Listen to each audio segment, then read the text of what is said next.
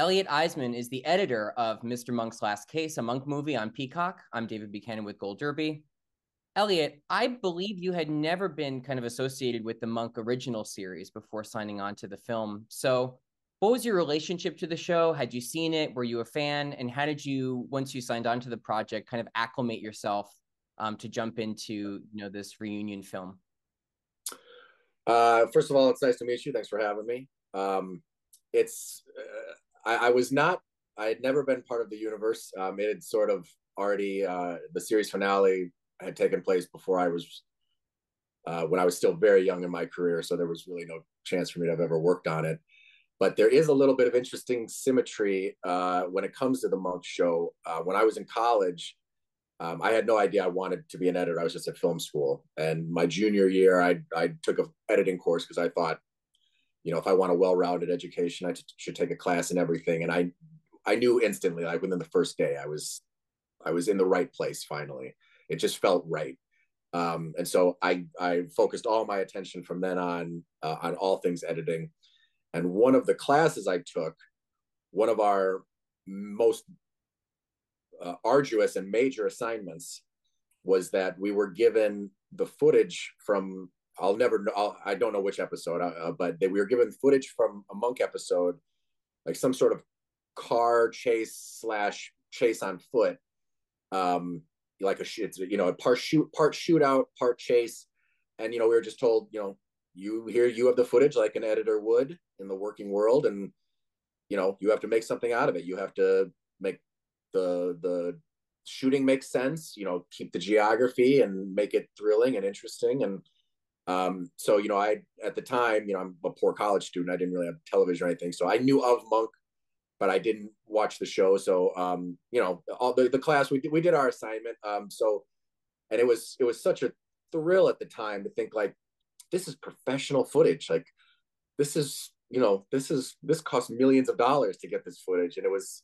so unbelievable to have access to that and to get to work on that. And so when I got that call all those years later, 20 odd years later, I just couldn't help but kind of see the symmetry or the universal karma or whatever you want to call it. Just the oddity of, where once my beginnings were so meek, and and I was so excited to have this scene in my editing class, and then now I was being invited in to participate in making a movie of this ultra beloved character and show, which was very, very humbling. So though that was my relationship to Monk. That's amazing. And I think such a better story than just saying, yeah, I watched the show casually. That's incredible. What was it like to collaborate with Randy Zisk in the edit room on, he's the director of the film. He had worked on the original series. What was it like, having him as a really good knowledge base of the character and the tone of the show, actually putting this edit together of this film? Working with Randy is, it almost escapes words. It was so satisfying. We had met previously on a television show on CBS, and I drew him for one of my episodes. As director and editor, you don't have any control. It's just who pairs with who, whose schedule works out. And I dare say it may have been the smoothest episode. I mean, I turned in my cut. Randy was very complimentary. He sent a few things back. We didn't even meet on a Zoom session. I never even knew what he looked like because we didn't meet. We did one notes pass and called it or a couple notes pass and called it a day. So the working relationship was, I knew we had similar sensibilities. He liked some of my kooky, strange ideas. And I thought nothing else of it. And then he called me about, I'm going to do this Monk movie. Do you want to do it? And I probably almost dropped the phone. So to work with him again was really satisfying and really thrilling. And my first editor's cut, I'll be happy to admit, it didn't totally hit the target. I think some of my ideas on the Monk first pass were too nutty, or I took too much ownership, or took the editor's cut term a little too literally. And he really gave me like a crash course and a real education in like, this is what we do on Monk. And I remember kind of one of his mantras was like, we're not the cool show. We're not the sexy show. Monk is not a cool guy. So, you know, you have to resist the urge to do cool things, because what is so endearing and lovable about Monk is that he's not the cool guy. He's not the slick David Fincher detective. He's Monk. And so I had to learn, you know, I had to sort of learn as I went, you know, to resist some of my more natural urges to do showy editing or things like that. But Randy was so patient and really complimentary and sweet. And yeah, he was a real guiding force. And yeah, I owe him a lot for how he helped me steer this movie towards what it was. Every installment of Monk had a "Here's What Happened" sequence. Yeah. Panther, we're dying to see it recreated in the film, and of course we get one, and of course it's satisfying. How much discretion did you have over that? Like, obviously there's dialogue that Monk is saying that's scripted. How much in the script is kind of saying what clips should you include? How much do you get to just have fun with it and put it together? And how many, you know, attempts did it take to get that exactly right? I was aware that that was a thing, and so I didn't want to disappoint, because you know, in addition to this is how it happened, there's also like they're in this tiny little capsule, and so there's a little, you know, there's some physical comedy involved in the here's how it happened. So I wanted to, you know, I had to balance the whole like trying to get the physical comedy right. And then I mean, things like here's how it happened are like the things that for me and for probably many editors are what really get us excited, because it's this dance back and forth between what Monk is saying, and so when are you on him for as he's telling you, and then when are you going to the flashback footage. And in this case, the flashback footage I had was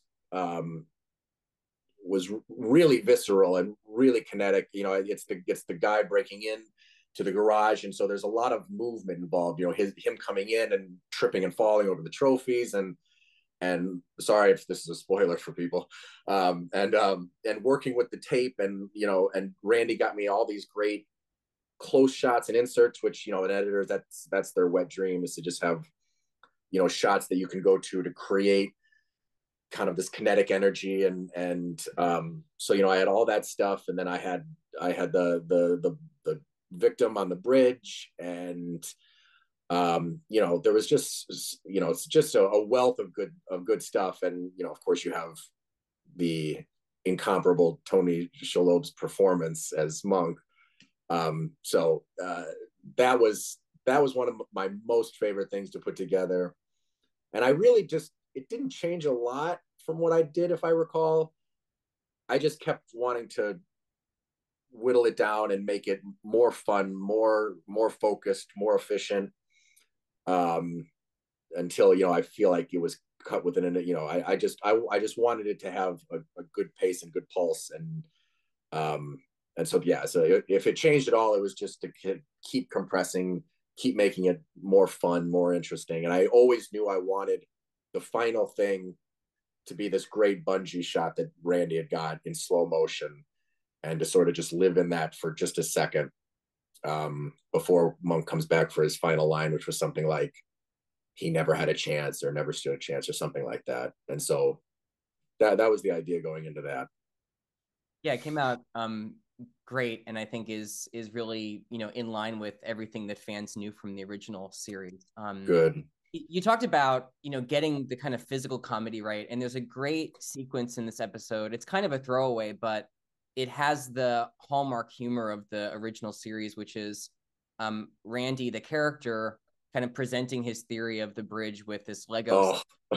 I had to ask Yeah. you about that because I feel like, you know, the cast, I mean, obviously they're such professionals, but I don't know if you included cuts where they were almost breaking. I mean, you know, Natalie is laughing in the cuts. It's so appropriate, but I wanted to ask you, like, how much footage did you have of that? Did you use any takes where, you know, the cast was barely kind of keeping it together, because it works in the moment? Yeah, I scenes like that. I mean, like again, like I could every scene I could say like, oh, that was a dream to put together. That Lego scene was so much fun, and Randy covered the hell out of it. So I never was, stuck, frustrated, wishing I had like I had several angles on Randy, the character. I had several angles and singles and doubles on the other people. I had miniatures on the Legos. So if anything, I felt I had too much. And then so then it's about like, well, how do I choose? Like, my goodness, everyone here is just doing A+ comedy work. And what gets the biggest laugh though? Like, when should I be on the Legos? When should I be on Randy? When should I see them react to Randy? I'm not saying I got it exactly right. I hope we got close. There were definitely times, because Randy, I don't know if like when they came up with it or how, but towards the end, Randy, the character, would just start to go up and down with the thing, like he was a 6-year-old who had, and he was just so pleased with himself for this up and down motion, and he would just do it endlessly towards the end of the take, and several times many of the actors just couldn't take it anymore. And I would try to hold as long as I could before they broke, just these looks of the looks on their faces is what I was going for. Just this kind of incredulous, like exhausted looks that they were giving him. So yeah, that scene in particular was such great fun, and to try to figure out like what's how, because you have to be careful, because Randy still has his dignity, and so he's not an idiot, he's just excited. And so to make sure that comes across, that he's he really feels like he may have cracked something here, but it's so ludicrous. And then when he realizes like the hole in his theory, and like just trying to salvage his intelligence and his dignity, and it's like, I don't know, that I'm glad you liked it. That was one of my absolute most favorite things to do, was the Lego scene for sure. Yeah, it's great. And as much as the film is funny, I mean, we're recounting some really hilarious scenes. There's also a really dramatic heart of the film, which is Monk, of course, imagining his late wife Trudy, having conversations with her. And I feel like your work in those scenes is really beautiful, because we obviously see him interacting with her, and then we get these cuts to the kind of empty space where other perspectives are seeing Monk, and obviously Trudy isn't there. So I wanted to ask you about how tricky were those cuts to get right, where one moment Trudy is there, and then we get a different angle and suddenly she's gone, which is heartbreaking, but so moving too. Like, how did you approach those scenes, because there's many of them where we have to lose Trudy in an instant. Yeah, those, I mean, the approaching of those, like on a materialistic technical level, like how do you get Trudy, though, that sort of just takes care of itself, because they filmed them both ways. And when somebody finally interrupts the proceedings, I always have somewhere to go to where she's not going to be in it. But what we did find, or what was interesting, was kind of philosophically figuring out how to use her, because the three gentlemen, David, Randy, and Andy and Tony, they were very protective of the character, the show, the expectations.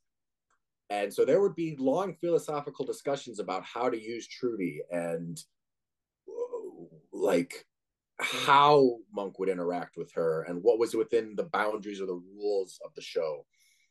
And so, yeah, like one of the most difficult scenes to that took the most time and the most care to get right was the scene in the psychiatrist's office, where the psychiatrist is breaking down, and Monk is seeing Trudy on the couch across from him, and Tony is just like absolutely just a monster of an actor. And I mean, I'm not usually prone to emotion when watching dailies, but there were some takes that, like, it's just heartbreaking. and I found myself getting a little bit choked up. So yeah, there. Yeah, it was because she, it wasn't always just those scenes. Then she's also out in the garden in the back trying to help him figure out the crime, and she's sort of being a little bit sassy with him, and that those were fun too. So the two of them together, had a great rapport, and getting her in and out wasn't much of a problem, but it was figuring out how much to use her, what would be appropriate, what isn't cheating, those types of things. And so those were very serious philosophical discussions that were had, and of course I kind of just observed during that, because I didn't have much right to say how Trudy should be used, but those guys definitely had opinions, and it was interesting to hear them kind of come to a conclusion or draw conclusions. Yeah, before I let you go, Elliott, I have to ask you, and this maybe takes us back to your origins with the show. You have a great chase sequence in this film. It's Rick Eden and Monk on foot, kind of running his home and out onto that cliff. It's so exciting. I mean, you have to build suspense. Rick is kind of following him, so we get similar kind of cuts of where Monk just was. How do you kind of approach that long sequence and cut it in a way that keeps the suspense, keeps the audience kind of on the edge of their seat, and also conveys all the information that it has to let us know exactly, where we are in time and place? That's a good question. The interesting thing about scenes like that or sequences like that, and people usually think that those are the toughest things to edit, when in fact sometimes it's not that they're not tough, but it's that you can only film those things in small sections and pieces at a time. And so a lot of times you're left with, well, there's only one thing to do here. Like, this goes with this. I can find the right cut points, but these two things go together, and they have to, because that's all I have. And they spent all this time getting this one deliberate thing. There were things I tried to do, like when Monk runs into like a guest room or something, trying to escape, and he's fiddling with the door. And rather than see him achieve getting out of the room and leave, I went back to Rick to see him find the harpoon shooter thing, and then you don't know if when he gets in the room, Monk's going to be stuck there fiddling with the door, but oh, look, that he's escaped. So it's little things like that. And then what made that chase extra interesting is that in the middle of a chase, Monk has one of his, I don't know what you want to call it, a spell or something he can't walk away from, which is the tennis lights, and trying to get those, because he can't just leave one down or one up when two's down, or whatever it is, the down up situation. And so so then it's an OCD. What's the right word? He's having one of his episodes. That's the word. He's having one of his episodes in the middle of a chase scene. And so then it's about, it can't take so long that it's like, well, how did Rick not catch up to him by now? But yeah, you got to try to keep Rick alive, and Monk kind of in a panic, still trying to satisfy this OCD craving of his and escape. So that's what, I hope elevated that beyond just the standard typical chase on foot. So yeah, that was another tricky sequence to get the balance right, and hope that when Rick kind of looks off in the distance and sees the tennis courts going up and down, or lights on and off, and that's the tip he knows, like, how to catch him. And I don't so yeah, that was also a lot of fun. But yeah, chase things are a tough thing to crack, to make sure that they're suspenseful, and then in our case try to also make sure they're funny. Elliott Eisman, congratulations on Mr. Monk's Last Case. Thank you for talking. Thank you so much. Appreciate it. Appreciate it. It's very nice meeting you. I really had a good time. Thanks.